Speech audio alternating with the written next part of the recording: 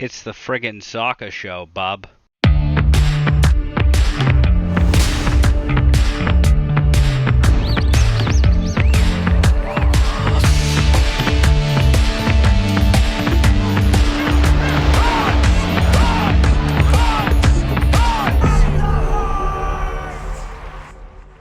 Hey, Hearts fans, welcome back to another episode of the Friggin Soccer Show, our second one online. We should be back in the studio next week, but I've got Chaz and Rob here with me today, and just kind of wanted to go into the reason why I am hosting today, and Charles is not here. So Charles, like so many of our Hearts players, unavailable for today. So he's kind of healing up for his next opportunity back on the podcast. I would expect him probably back again next week when we're back in the studio. Um, so March ends with the Hearts with 4 points in 3 away league matches, an exit in the first round of the Open Cup at the hands of Vermont Green. Many players on the roster are getting minutes over these past 4 matches. Some 23 players of our 26 rostered players have got appearances so far in 2026. But the Hearts fall to Sarasota on a 1-0 scoreline, resulting in 0 points for that particular match. For the first time in the league this year, Hearts get the L. So, Chaz, initial thoughts on Sarasota and the match that we watched last night? A lot of the same as last week. I liked the formation. I liked that we're back in the 4-4-2. I think we are a 4-4-2 team. I did like that. The highlights, Tyler Huck, my boy looked good. He is Mm-hmm. now upgraded to my boy, as in Mm-hmm. like Are you yes. like his unofficial agent? I Everything has to go I through Chaz. yeah, I will be making a Huck FC Instagram to When's the rival. tattoo coming? I soon. Once he scores his first goal, that's when I will officially make it permanent. But yeah, I mean, again, I like the formation. A lot to be desired still on offense. I don't. I Yeah. think my theme going into next week is I just hope we have like some sort of offensive philosophy. I kind of been telling myself that I'm like I feel like I don't really know what we are. We're not really a corner piece team or a set piece team. We're not really a crossing team. We're not really like a runner from the top of the key team, at least on offense. Defense looks fine. Also, I will say this I got to clear something up. Hunter Morris, I didn't say he was a bad goalie. I think he's a great goalie. He's still a top 3 goalie, but again, that's another clean sheet missed. But it was a great ball by Sarasota. So I don't know. Yeah. Again, overall, still a little bit of a mess, and I hope this 2 week break going into our home match just kind of gets the offense together because I think the defense is fine. It's solid. We just really once we get that offensive piece we're going, I think we'll be fine. So I don't know. I think Sarasota's a beatable team. I'm just happy with walking out of our first month with 4 points.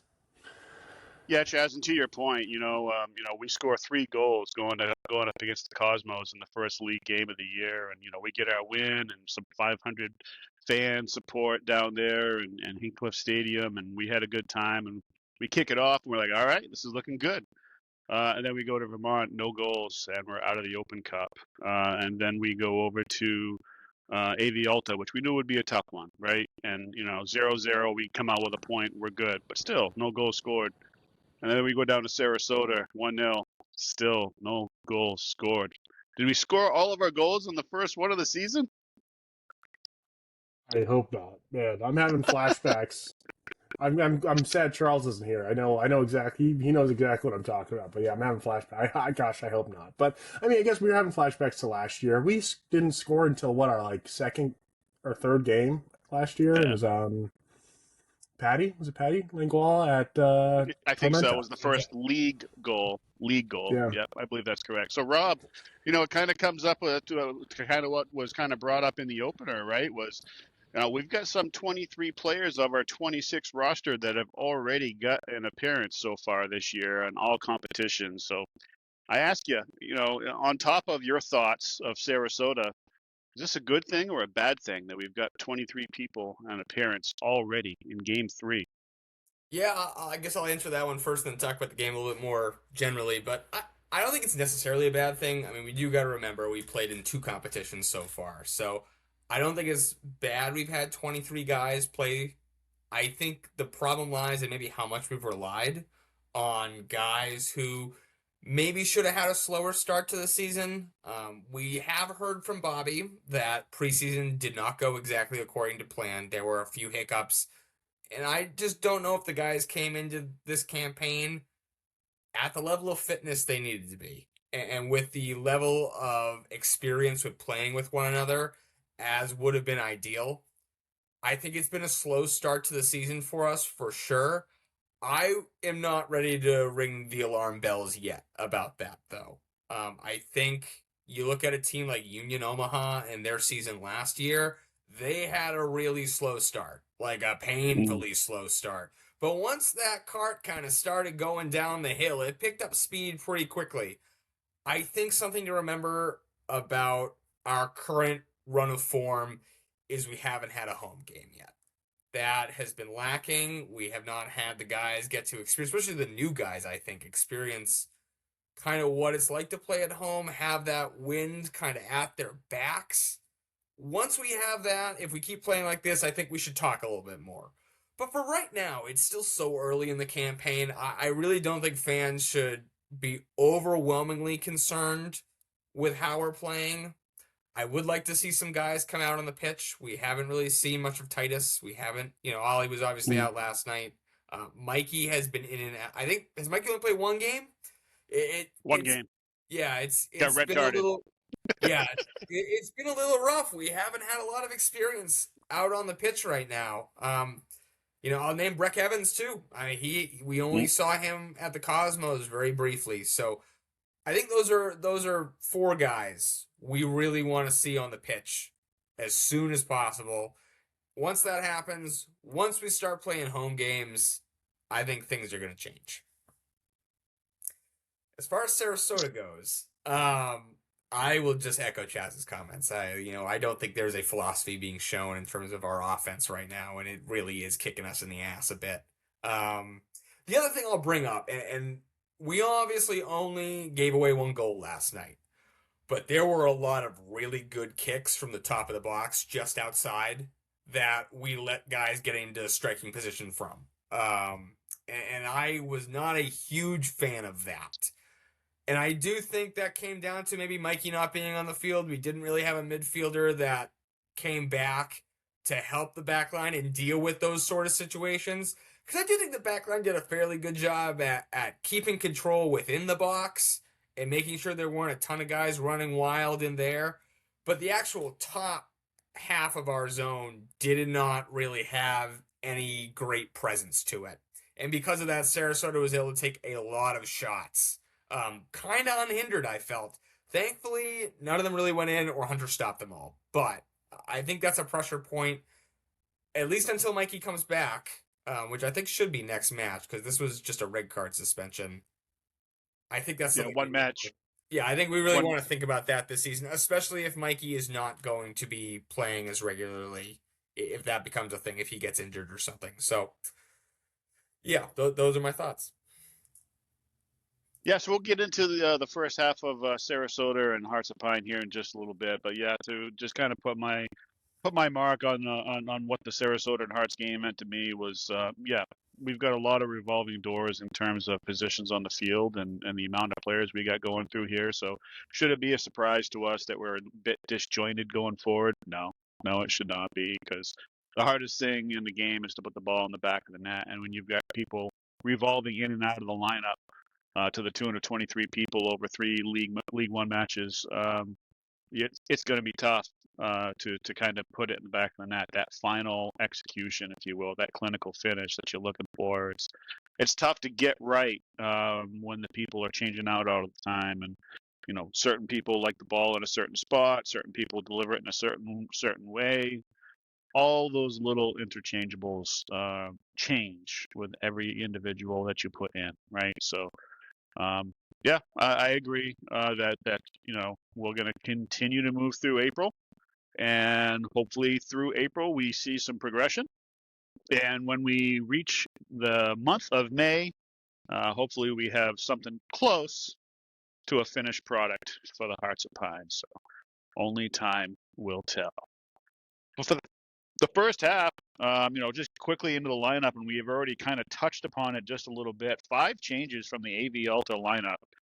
Mikey Lopez, as already previously discussed, out for the red card suspension, just a 1-game suspension. We will see him back at the home opener against Knoxville. So this was the game that he was serving for his red card. Ollie Wright was unavailable for selection for today. I believe, we kind of saw him kind of grabbing at his hamstrings a little bit out there in AV. And, my opinion is, Bobby probably said, look, kid, it's March. Take the game off. You're going to have another week on the in-between. You're going to basically have 2 weeks before you have to worry about getting back on the pitch. So we're not even out of March yet. And if you're a little bit tight on your hamstring, just go rest, go get some treatment, and we'll get you back up and running again. So I think, in my opinion, that's why we didn't see Ollie Wright. Cash Oladapo rotated back to the bench, and of course Hunter Morris, our usual starter, back between the sticks, so understandable there. And then of course we had Mo Mohammed and JT out on international duty, so they weren't even in the country for this one. So Mo doing his thing over with Somalia, and JT with Sierra Leone is over on international duty. So for those 5 out, and then 5 in, we've got Emmy came in as striker. Tyler, of course, that we will certainly be talking more about, came in to line up right next to Emmy. Tinos we had in the lineup. Mateo came in for our midfield depth. And, of course, previously mentioned Hunter Morse. Any comments on the lineup that we saw for this match, Chaz? Like I said, I like that we're back at the 4-4-2. I think we are a 4-4-2 team. It kind of works for us with our setup. Isn't this the first start for Tyler? Yep, first start for Tyler. I think he got subbed in for like 10 minutes at the last game. But I did like him. Yeah, I liked him as a first start. I could have even seen him staying the full 90 minutes. I mean, you could tell he was being a pest out the gate.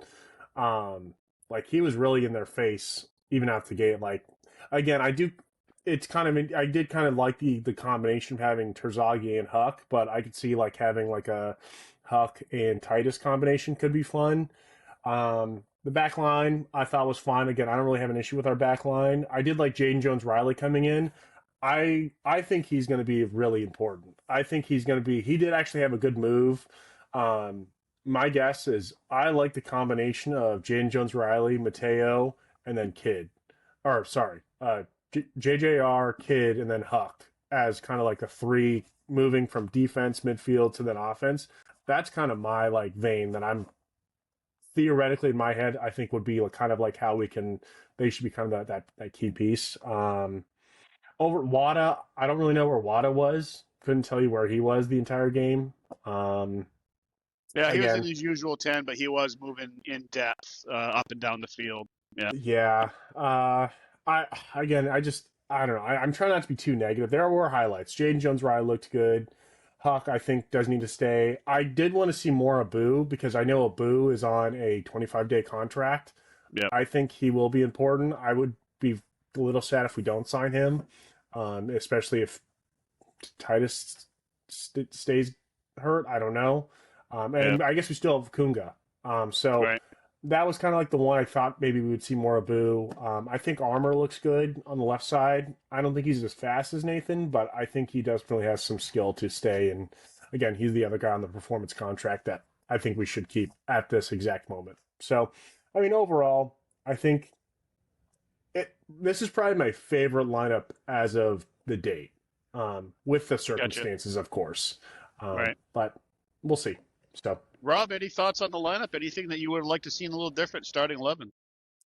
Not exactly. I think given what we have for player availability, this is kind of the best you could pull together. I mean, I do think I wouldn't say this is our regular starting 11 for sure. I think I would love to see Jaden Jones-Riley get full fitness and come Yep. back as a starter. I'd love to see Titus on the field, maybe instead of Absolutely. Emmy. I really did like what Tyler brought to the table last night. I really did. I didn't feel like I saw Terzaghi as much. Really do all that much. So that's why I'm thinking maybe he's a better, final 30 minutes of the game sub. Obviously, Ali being gone is a big loss. I do think that made that side of the pitch a little less effective. So that was big. And then I think putting Mikey on is better. I think the Wada who let me just make sure I got these names right. Because we had Wada in the midfield, kind of up top a bit. Wada, Michel Pounet-Duran, like those two. I just don't know if they meshed very well. Kind of backing up, trying to cover Mikey's duties. I don't know. It just didn't work out well for me. So I something needs to change there. The midfield has been an area where we've just constantly seen kind of a lost presence these first couple of games. I think as Mikey hasn't been there. So Yeah. that's kind of like I agree with you, Chad. I don't really want to be negative because, like I said at the top of the program, like we're still very early in the season. There's not really a lot to be negative about. But there are signs of issues that need to be resolved before we kind of hit the summer stride. And I think getting those players back into fitness and getting them in the starting 11 are kind of high priorities for Coach Bobby. Yeah, when you don't have your captain in the lineup and he's your, CDM, that makes a big difference when you're talking about midfield and kind of a lack of a midfield product going forward and so on and so forth. So yeah, we'll get through April and we'll maybe reassess come the month of May and we'll see where we're at. But getting into the game itself, it didn't take very long. And in the 8th minute, Sarasota Paradise ends up knocking in the first goal. We looked shaky from the start, in my opinion. Right off the bat, I was kind of like, oh boy, here we go. We looked like we were getting ready to concede from minute 1, and I was like, oh God, guys, get it together, buckle in. Try to get centered, try to get tight, and basically what it kind of came down to was. Paradise was basically attacking down their right hand side, our left hand side, and then they went ahead and switched it over to the far left hand side, our defensive right hand side, and centered it into the top of the box. The first shot offered was blocked, to our credit. Then of course the rebound went out to the top of the box, and their midfielder basically gathered it up, dribbled slightly to his left to get a nice shot around Espinoza and MPA and dispatched it. And it went in just underneath the crossbar. And Hunter never really had a chance for that one. Thoughts on that, Rob? Yeah, I kind of agree with that analysis. I don't really think Hunter. There were some people guessing that Hunter could have gotten to the ball online. I don't really have that opinion. I don't think he was going to get to it. No matter if he jumped a second earlier or with a bit more force, I just don't know if he was going to get that. That's one of those goals you just kind of throw away and don't think about because it was just a good goal. Jazz, thoughts on the goal? Again, I still think I'm not hurt. I'm not hurt about it. I know Rob kind of said it earlier, but like, you know what? I'll take those. My going into this year from leaving last year was we were having goals get scored inside the box. So if goals are going to be getting shot outside the box, we can't have it all. A defense can either are good in one area, not having balls kind of fall and be tapped in by Morris. Those are the ones that really hurt him. I don't think he's going to be shook by this because it was a great ball. Not 99% of goalies you're not going to save that. So I'll take it. I'm not too hard about it. Again, I would have just rather we have answered back, but it is what it is. I'll take it. Yeah, I don't think there's really, much we could do about that other than try to keep the penetration from in the box, right? I mean, prevent it from even the buildup even happening in the first place would be the only criticism that I would probably have on that. But yeah, as far as Hunter, yeah, he didn't have a chance. He didn't have a chance at that one, so nothing on Hunter at all there. But just on a point you brought up, Chaz, because I do think it's important to bring up, we didn't answer right away. And in fact, Sarasota kind of dominated play for the most of the middle of the first half. It wasn't until the very end kind of we started trying to get a goal. I'm sure that was probably tactically intentional because we were trying to wear them out and wear them down. But I do have to ask, and I want to get your guys' opinion. Are we too slow to get to the ball? Because there's been a lot of talk in the community about the guys not wanting it enough. And I don't know if that's the right framing, but I do think we've been very slow. And I'd love to get your two's opinion of it. Go ahead, Chaz. So I was looking at the stats for this. We are winning most of our duels. We're actually winning a lot of interceptions as well. It's more that I think we're having like the exact opposite of last year. Last year we couldn't get a duel and then we couldn't get the second ball. Now it's like we're winning the duels, but then we're getting the second ball, but then we lose it immediately afterwards. So it's like I think we have slowed down, but the thing is I don't think it's that we've slowed down. I think we're thinking too much. Again, because we don't have that philosophy. Like when Mensa loses the ball in the bottom left, actually the only one, maybe I'll answer that question better with something I did see where we looked really fast. It was about the 67th minute. Mateo Kidd got the ball and he was going down the left wing, and he gets the ball and we have three of our forwards and midfielders swinging from the right to the box, and he puts that ball into the box. Of course, no one got to the end of it. I think Tino almost got to the end of it, and that's where we looked really explosive for a second, and we did kind of get pretty explosive after that. I don't think we're slow. I think we are actually a very athletic team, and we're winning our duels. We're winning interceptions. It's more just like, again, there's no plan. So it's like, you're going to look bad if like we get the ball and then we're like, so do I pass it backwards? Do I let Hunter hoof it? It's more just like it just really comes down to like, it's like we don't that those synapses aren't happening. So I don't think we're actually slow. I just think we just don't have a plan once we get the ball. So that's what I think. I don't think we're actually slow. It just looks like we are. You see people dribbling down blind alleys and getting trapped by the defense and trying to pass the ball into where they think the other person wants it, but they don't want it where they're passing it to, and it gets like easily picked off by the defense, and you just stuck throwing your hands in the air, going, "What are they doing?" Right? Yeah. And that's some of the frustration, and rightfully so, that the supporters are going to have watching these early day 2026 Hearts. There's going to be frustration from the supporters group, but you got to stay the course. You got to let this stuff play itself out.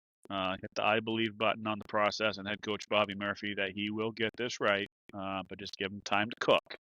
And he said that he needs 6 weeks. Again, we're going to wait until the month of May, and I'm sure we're going to see a pretty big improvement from where we sit today to the first game in May. I think we're going to see a big improvement in terms of goal scoring and organization when we see a lot more of what I believe will be our starting 11 get healthy, get on the pitch, get some games under their belts, and all of a sudden we're going to start clicking. I was actually gonna maybe another thing, going back to you, Rob. I know you asked. So I was thinking, you know who has been in our lineup this entire time? MPA. I don't know what's going on with MPA. I still love him. Again, this is not I think this is like I think I need like a call to action for MPA. Like I don't know what's going on with him, but he hasn't looked the same, and it's like he was kind of the guy that kind of did feed that ball up. What if maybe we put Kid there for like maybe like Kid and Mikey next game? Would you guys think that would maybe work? Because I feel like Kid is moving the ball. He seems to be our one guy moving. And I was like, what if maybe we swapped out MPA? Because again, MPA's been there every time, and he just looks a little lost, and I don't know why. I can't think of a better word. We've talked a lot about Mikey being missing beginning of the season and that being a midfield problem, but as a card-carrying member of the Michel Punandron fan club, I will say I think Michel has also been absent. Like you said, Chaz, the last year I described him as the switchboard operator. He was the guy making sure that the ball stayed moving. And I haven't seen that this year. And I don't know if we're running a slightly different system where we don't want him doing that anymore. If we are, I think that is a critical waste of his talents. But yeah, I don't know. I just haven't been seeing him much this season. You know? Yeah, And last night, the only time it I really sucks. noticed him is when he got the card.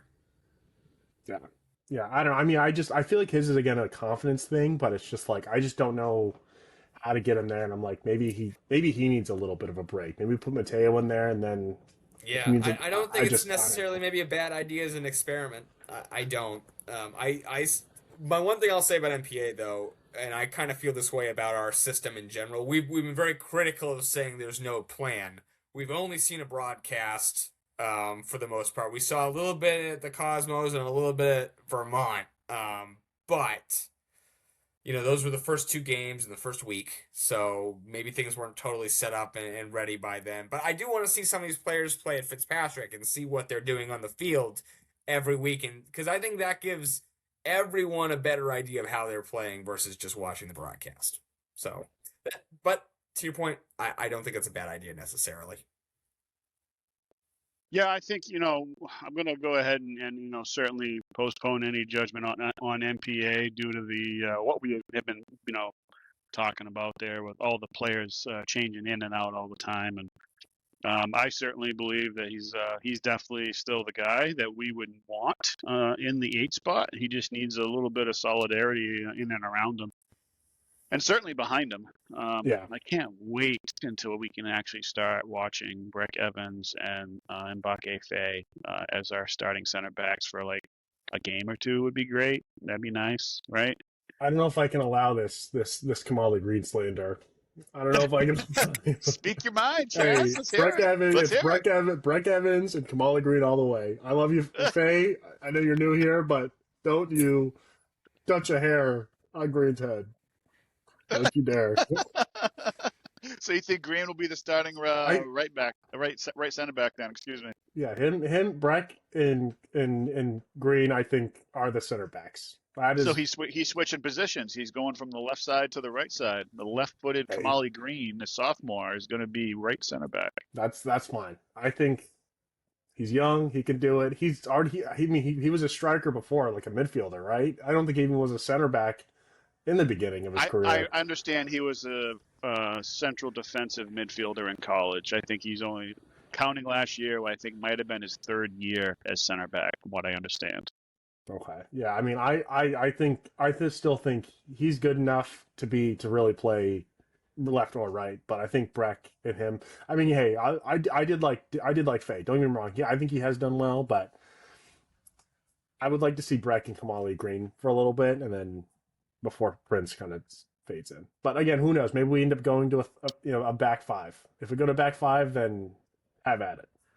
Yeah, he's obviously in the starting lineup in a back 3, no doubt about it. Yeah. So basically, the kind of end the first half possession, was split 50-50. I believe at the end of the half, I think each club had 2 shots, and of course one on goal that counted the most for the entire game, as we know, is that with Paradise getting their one and only goal. But Chaz, we saw a great performance in the first half, and even a little bit more in the second half. But most of the work was done in the first half from Tyler Huck. Talk to us about Tyler. Like I said, he looks hungry. That's what I saw when he was at Bowdoin. I mean, I know he did have there was other couple good guys at Bowdoin when he was there, especially at least when the tournament. But I think he's a pretty good Swiss. I mean, he could probably play like as a attacking midfielder. He could be a forward. I'm really excited to see him. I don't know what happened with his arm though. I don't know where this castling came from. I was like, man, he's gonna be like, gosh, I can't think of the One Piece character. Once he takes that cast off, that's like 5 pounds. He's gonna be flying on the field. All right. So I'm sitting there last night watching him run around with this cast, and I'm like, Jesus Christ, does this guy know he's got a cast on his arm? Like, Christ, this guy's moving. Yeah, yeah. I think I'm happy. He's not on a performance based, right? We signed him, correct? I think he's good for the year. I think he's a Okay. 1-year contract guy. Yeah, I think he is going to be a really fun piece to have because I think he could really fit in most of those. I guess we haven't really seen him pass a lot, but again, he's just an annoyance. Like he is a good fitting piece. I think with having Titus gone, I would like to see again if we had him and Titus at the front too. I would love to see that combination. Like that is just a nightmare of a combination to go from that, and then maybe you switch up to JT Terzaghi. Like to go from those two to those two, that would be I don't know. I think Titus and Huck would be great. But yeah, Huck just he does look raw. Again, we haven't really seen him like do much footwork. I think he did actually have one nutmeg last night. I can't remember. Did he had one on the wing, I believe, but I don't know. I'm all for it.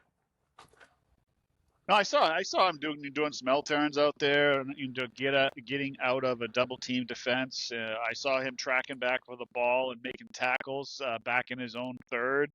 I saw him then pick up the ball and dribble halfway down the field and set up that half a chance that we had there when he passed it to Masashi, and then of course Sarasota's defense kind of got wedged in between us and the goal a little bit, and they passed it around. And I think it all finished with like a Tino slash of the ball that cut across the goal and went wide. That was all because of Tyler Huck. Was that That Huck? all Okay. started. That all started because of Tyler Huck. So if he continues to play the way he did in that performance, and we start getting in all our usual suspects that we feel are going to be in our starting 11, he's going to be doing his player's job, and that's going to be making head coach Bobby Murphy's decision for his starting 11 very, very tough. And that is what Tyler, that's what he's supposed to be doing, is playing to the best of his ability, and have head coach Bobby Murphy going, why don't I have Tyler Huck in my starting 11? What am I changing? What am I moving? Because how can I not put him in my starting 11? He keeps playing like that. That's what head coach Bobby Murphy is going to start asking himself. So we go into the second half, and honestly, in the second half, I can't really think of a point in time that I really thought we were goal dangerous. Just a whole lot of blah for me, for lack of a better term, in the second half. And at least until the hour mark when we had some substitutions come in, but at least from the half to the hour mark when we had on 3 substitutions. Rob, any thoughts on that first 15-20 minutes at all in the second half? I'll echo a comment that Charles made last night, which was that we kind of I like this one. We lacked a general scrappiness, and that was hard in this second half because I do think Sarasota made some fairly good offensive runs at us, and they just didn't connect for whatever reason, thankfully. And I think that was, from a fan's perspective, hard to see because you're down a goal. You want them to kind of go out there and fight for it, and that just wasn't happening in the way we saw it last season and do it, especially at the very end when we were an incredibly scrappy team. We'd go out there and we would force things to happen, and we just didn't see that. I do think we were defensively pretty good in the box. I'll say that. I think we did a very good job at making sure they weren't really able to take shots in the box, and that made me feel better because that was a recurring problem last season, was letting them get in the box, and we'd end up with Hunter would end up having to do a lot of work. And I didn't see a ton of that last night, but I did see them do a lot of strikes from the top of the box, which, different problem. Chaz, any thoughts before the substitutes came in? I mean, overall, not too much. I mean, I guess I do also, I guess I probably should say Tino. Tino looks good. Honestly, it's funny because I think it's like, I see Tino the same way I thought Wada would be. Like they kind of remind me of each other. I think he looked good as well. He did have that one header. Was that right before the substitutes or right after the substitute? He had a header that was almost on goal. That was around I feel like it was maybe that was right after. I mean, you're asking about those. I think it was right before. I think. Was that right before? It was I around mean, that. It was around that time. It was like around the 70th yeah, minute, maybe something like that. yeah. I like. I think he's a guy that should be on the starting 11. I mean, again, I know your question is what did I notice in those first 20 minutes? Honestly, nothing. Those first 70 minutes Yeah, kind of just sucked. yeah, Um, yeah, I think it was just again a lot of good performances. Mateo was good. We know we like Mateo. We like Huck. I think we like Tino. Um, and then the back line was good. It's just kind of putting it together. But then yeah, once so no, as of right now, those first 70 minutes are kind of just I'm yeah. kind of ready to not think about them. Yeah, and not to point to the 15, 20 minutes before the substitutes, but going back into the first half a little bit, and even what we saw before substitutions was Ernest Menza Jr. Really, really showing some good skill out there. Another track back, going out, making a sliding tackle, taking out an possible attack on goal to Hunter Morris, and Yeah. there's a lot of there was two or three different plays where you're like, all right, Menza looking good out there, right? So, and that is a continuation from his previous match out there in AV Alta, where he had like two or three blocks, playing as a center back and a back three, by the way, and looking well doing it. And I can't help but think of our situation at our left back spot with Zion not syncing up with his runs and being too late, and Adam showing flashes every once in a while. And, as we'll talk about here in a second, the return of Jaden Jones-Riley in this match, as he starts looking better and better, we fully expect he will be our entrenched starter at right back. Boy, I tell you what, Menza, you're looking pretty good. You know, why don't you go try left back out there, since we can't figure out what we're doing with Adam and Zion? Why don't you go play your left back spot that you played out in college and did so well on? Why don't you go over there and we'll see what JJR and Menza Jr. looks like on our outside backs? Thought on that, Rob? I think that's kind of a good thought process right now because I will agree that the other side is not looking as solid right now, and when JJR comes back to full strength, I think he's probably going to be the starter. And I think I've liked what I've seen so far from Mensa Jr. I think could be a starter. I really do. So I would love to see that in about a month, 6 weeks, maybe 2 months from now when JJR is fully ready to be back. Yeah, I know. Yeah. So go ahead, Jess. Yeah, I was gonna say, yeah, I actually do. I know I keep kind of glazing over the back line because again, I think they did well. But yeah, I think Mensa, you're right. I would be curious to see because he does look kind of quick. Him at the left could definitely actually be fun.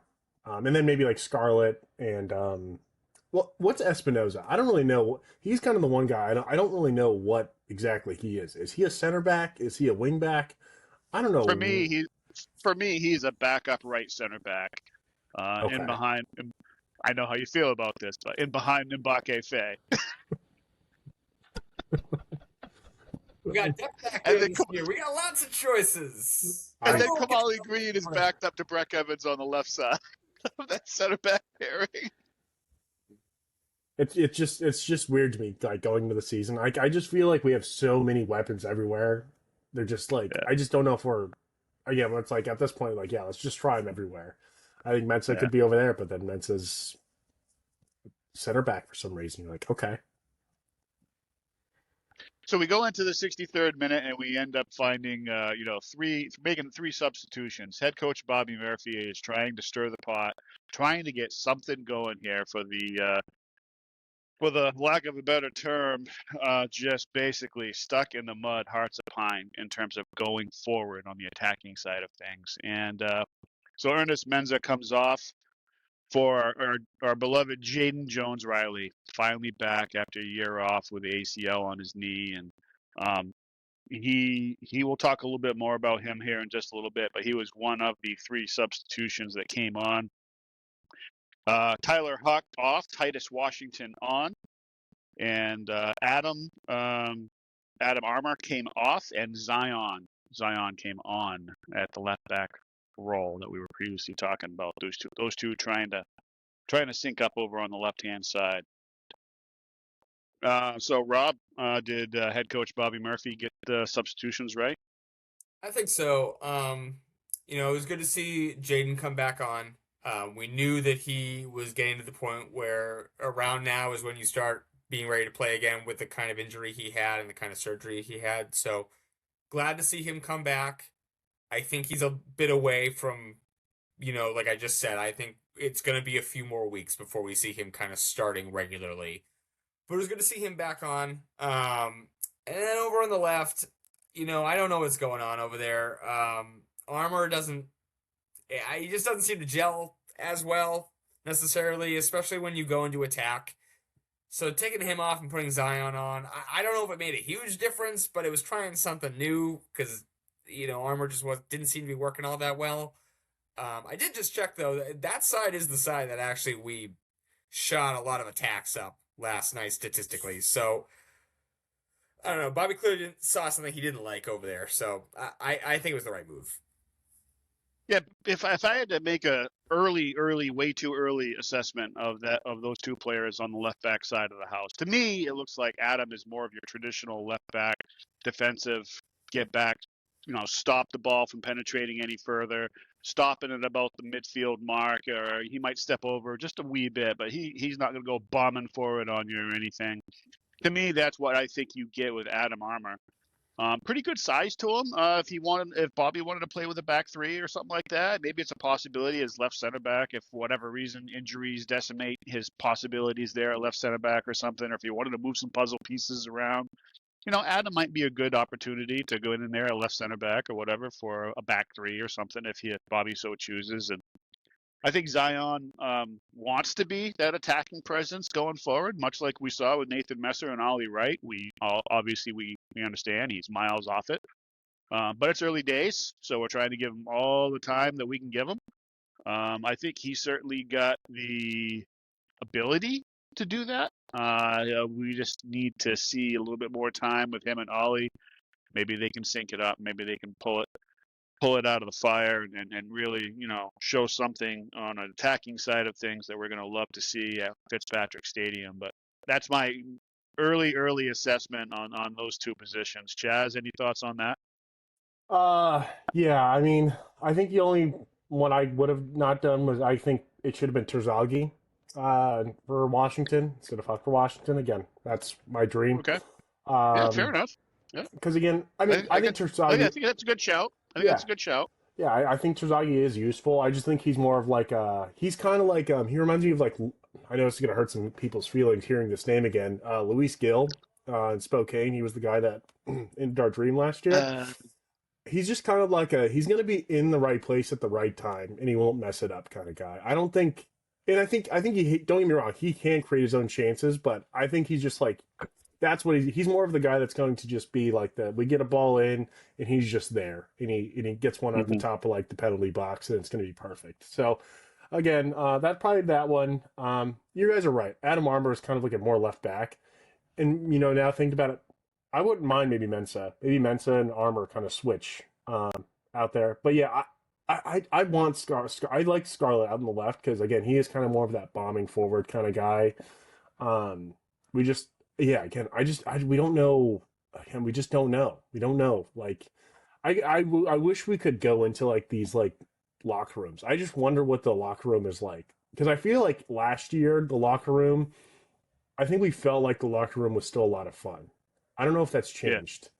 I feel like we haven't heard. I mean, I get they have done more like the promos. They have done a good job doing like the photo shoots and behind the scenes to kind of like get more personality. But I don't know.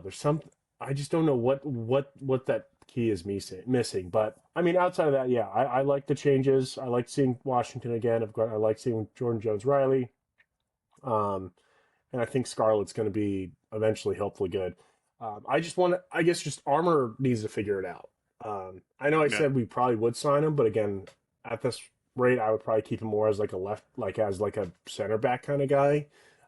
If again, unfortunately, injuries do happen, but as of right now, I'm like 50-50. I would keep him just for the sake of I think we are going to be kind of injury riddled, but we need to figure something out. Yeah, I like the idea of Zion going forward, and they're saying that he's really got a lot to offer, and we're going to be surprised, and I'm holding on to that. I'm just waiting to see it. So again, they need a little bit more time out there in the pitch, like we're talking about, and that it does include Zion and Ollie working together for another month and see what they can work out, right? So that's kind of what we're talking to there on that left side. But I like the idea of Menza going over there. If we can't figure it out between those two over there, hey, Menza, why don't you go over there on the left side? Let's see what you got over there. When JGR comes back and he starts eating up minutes on that right-hand side, put Menza on the left. Actually, So anyways, yeah. go ahead. Before we move forward, I know we've kind of had a little discussion about this, but so our two other subs were Faye and Hersey. I don't think we really needed a change at center back. Where does Hersey play in all this? Like, was he just there to there? Like, where does he go? I don't really know what.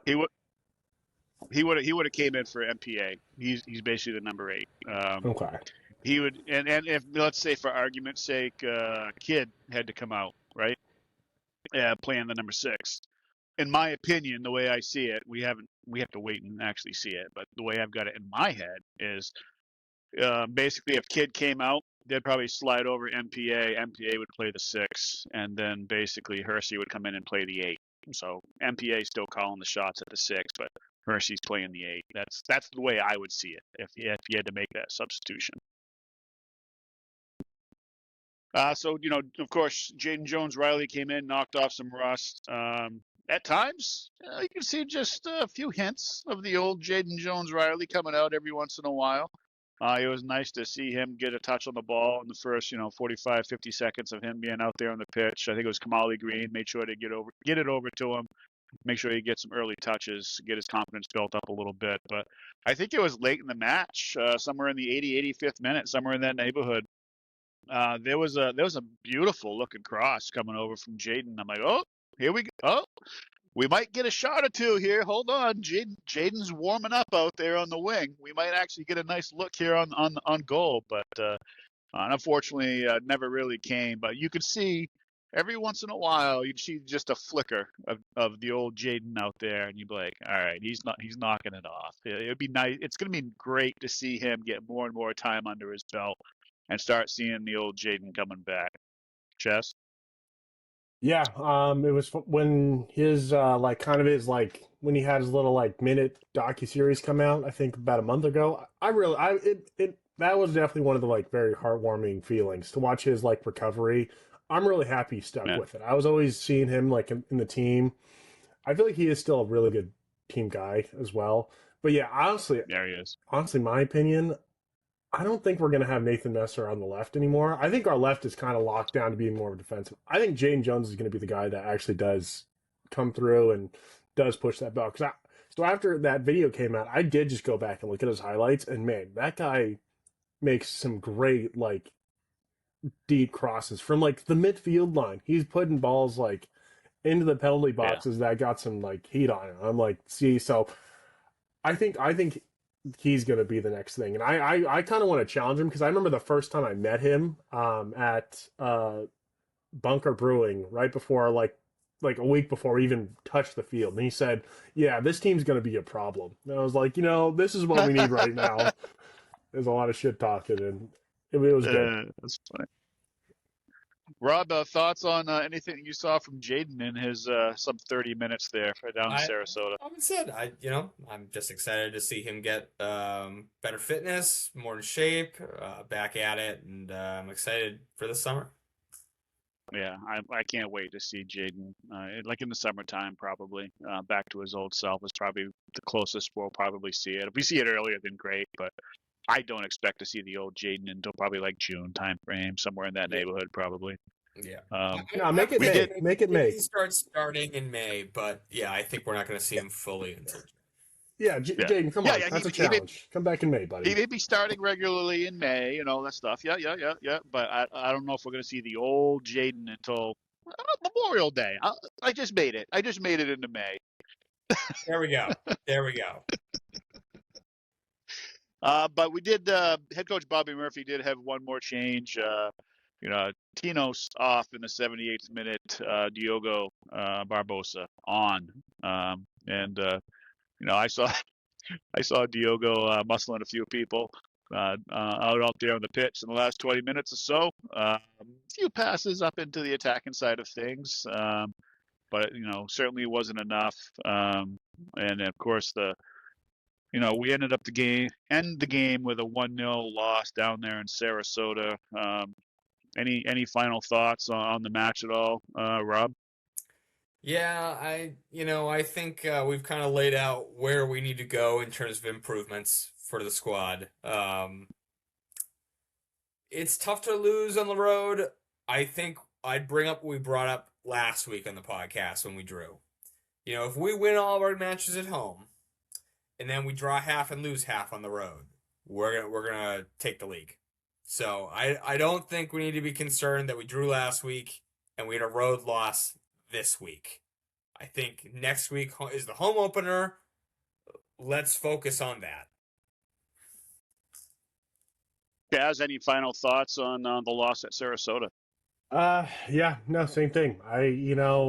I'll take 4 points in the first month with our schedule. And honestly, I wouldn't expect. I would hope we can at least get 4 coming into next month. I know we have 2 games next month. We only have actually like 3 games next month. And I would hope we could get at least I would say at least 4 to 6. But overall, no. Yeah, I just hope there's some fight building. Yeah, I hear you. So it is what it is in Sarasota.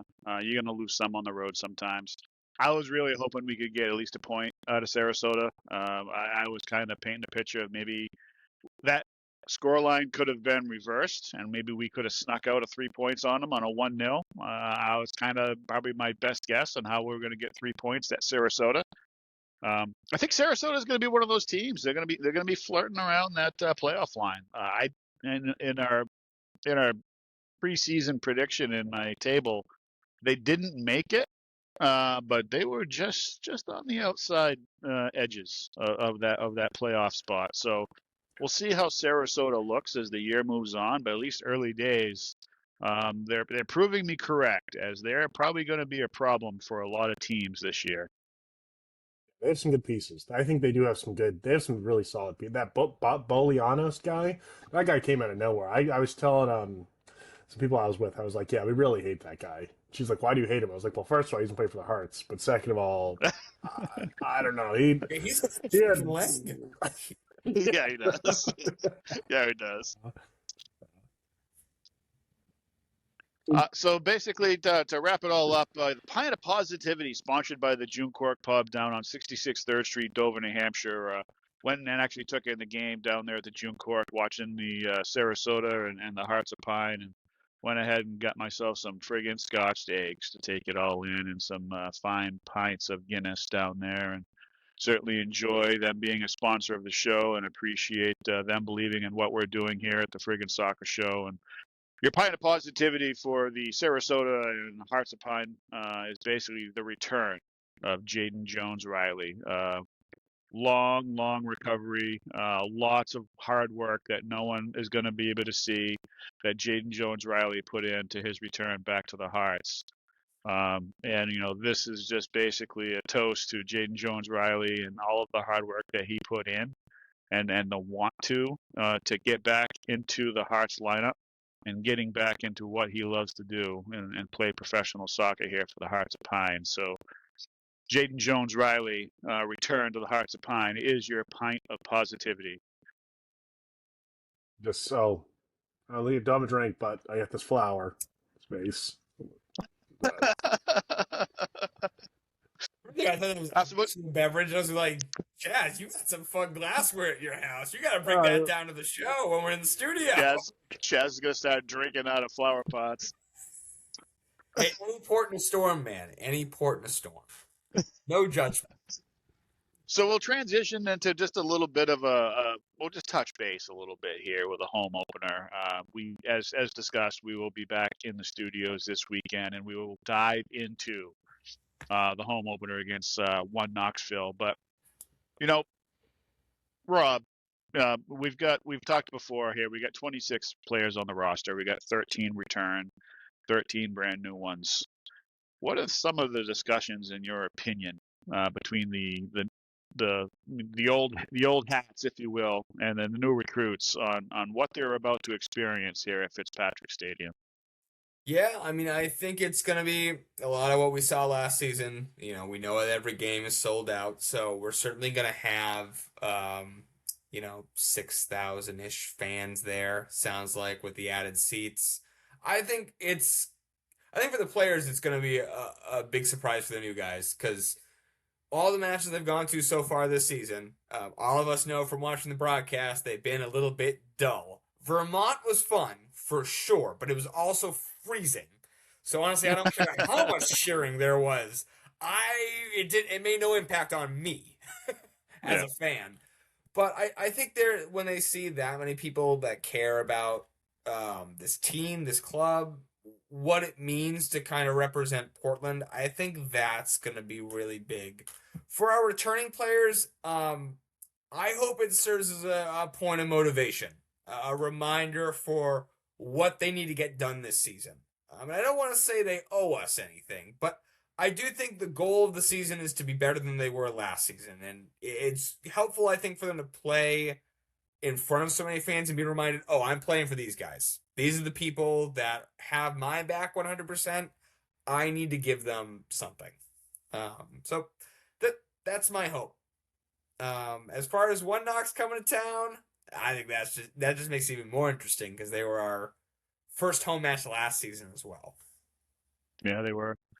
So Chaz, after year one, the ticketing has kind of been shuffled around where, everyone just wanted season tickets and they wanted to get in. They wanted to be part of what our Hearts of Pine were doing inside of Fitzpatrick Stadium. But maybe a few of them were kind of like, what am I doing in this rowdy section? I don't want all this yelling and screaming around me. And, maybe they were, down on the rail or in a more quieter spot and all that sort of thing. But then, come the off season, some tickets got a chance to shuffle around. Do you want to move? There was some availability for people to move different sections. Still hold on to their season tickets, but just move sections around a little bit. So in doing so, in my opinion, you've got people that want to be part of that rowdy section. So you've got more voices over in that section is kind of what I'm driving at here. So it makes sense to me with that philosophy that Fitzpatrick Stadium could actually be a little bit louder this year. And of course, in addition to the standing room only in behind the goal and between the kid zone, that further goal closest to the Sea Dog Stadium, you're going to have more people in behind goal there. They're doing some more things with standing room only. They've played around with the amount of people that they brought into Fitzpatrick Stadium last year. They feel a little bit more confident in what that high end number is going to be, pushing closer and closer to that 7K cap. What are your thoughts with these new players and what the Hearts have done in the offseason coming into the home opener, Chess? I mean, I'm glad there's more people. I think the standing room only was kind of. I'm really happy they brought that in. I don't know how exactly it's gonna. I don't know if it's like something that I hopefully think we need to implement more of that standing room eventually. That I think that's how we're going to get to that 7,000. I think you're right. It's going to be louder. I think honestly having that standing room also in that back area is going to really help because I think a lot of the people that are there are going to be a lot of the people that are kind of tied to the DU or have been pretty seasoned. Yep. That just haven't been able to go. I think that's going to be kind of a link to get the chance from 119, 120, 118 to the standing room, and the standing room gets us to the hill, and then the hill over to that side. And I mean, I can't wait for the day that we have both sides. I know it's not going to be in sync, but to have a whole crowd sing like the 20th Ballad of Maine or just a chant, even the Ollie chant, the zombie chant, with like 4,000 people doing that, is going to be tantalizing. So I don't know. I mean, do I think much will change? Probably not, but I think overall, there's going to be more people. Try your best to stay in your area or just try not to clog it. That's what I'm a little bit worried about is adding that additional people, how that will kind of like make getting around the stadium easier. So try to be a little cognizant because I do see a lot of people that I'm like, wait a second, I know you're on the other side. Like I know we've kind of had an issue with like the DU become like like it's a rotation. Like I feel like I have noticed, like I'm in the DU every day, in the zoo every day, that I'm like, these are a lot of new people. So I would like to just try and see how we can be if we do that. Also, I just realized since we have so many home games or away games now, when we do get in this full swing of a home games, I think that's going to help a lot with the environment. Just having back to back to back. Like I think at one point, I think we have a month where it's literally all home games every weekend, and I'm like, man, that's going to be peak when we have people are really going to be in motion. I think that might be some of the best summers in Maine, at least sports wise. It's going to be awesome. No, it certainly is, and one of the things the Hearts of Pine is doing. We certainly want to make sure everyone is alert to this, and hopefully this comes out and you can be alerted just in time. But if not, hopefully everyone took advantage of the forum that is going to be on Monday night. So we're recording this on a Sunday night, so hopefully we can get it out in time, and you can be listening to this and say, oh, thanks for reminding me. I'm going to go to that fan forum on YouTube on Monday night and then go ahead and put in my 2 cents on kind of what, first and foremost, you're going to kind of hear what the Hearts has got to offer, and what they're looking to do, and what they did in the offseason, and why they did it, maybe some future plans and things of that sort. And then from my understanding, they're going to open up a little bit of Q&A, and what that's going to look like on a YouTube platform. We'll see whether you are going to just basically be just typing them into the chat like you normally would on any other podcast, or that's going to look a little bit different. We'll wait and see, but they're certainly going to interact with the season ticket holders and the supporters, and the one game ticket holders, and so on and so forth, and everyone in between, and just saying, hey, this is what we're doing. This is why we're doing it. This is what we're driving for. These are our gaps. This is what we're working on. What else do you have for us? What do you want to see in your Hearts of Pine experience at Fitzpatrick Stadium? So, good on the Hearts for doing that and keeping that loop open and feedback open back into the Hearts organization, and continuing to support the community and the season ticket holders and the people that come in there and support them doing what they like to do. Any more thoughts, Chaz or Rob, before we go ahead and get out? No, I'm excited to see everyone at One Knox come over and say hi to anyone who's involved with the Friggin' Soccer Show. We love talking to folks, so be a good time. Yeah. Chaz, any final thoughts? I'm excited. I'm excited to see everyone again. I know there's been a lot of faces that I see out and about, but actually seeing everyone again in one place will be, honestly, I couldn't think of something better right now. Prepare for the weather. I don't know what the heck's going on weather-wise, so I am curious to see whether we're going to get 50 degrees and sunny, or if it's going to be rainy and muggy, so prepare that way. But overall, yeah. Also, work on your 20th of Maine, all right? It's almost that time of the year. Start working on it. It's 5 minutes, so you better start listening, and we got 6 paragraphs to get through, so start learning. And do some arm workouts. Got to remember, those scarves have got to be up there the heavy. whole song. Yeah, and we didn't get summer scarves. You don't want to flag early. It's a marathon, not a sprint. So the homework assignment has been given. After you get done listening to this podcast, pull up your old 20th of Maine and start memorizing, because in 2 weeks' time, April 11th, we're going to have our home opener at Fitzpatrick Stadium, facing One Knox, a very good team in USL League One. So we're going to need everybody to get in behind these Hearts.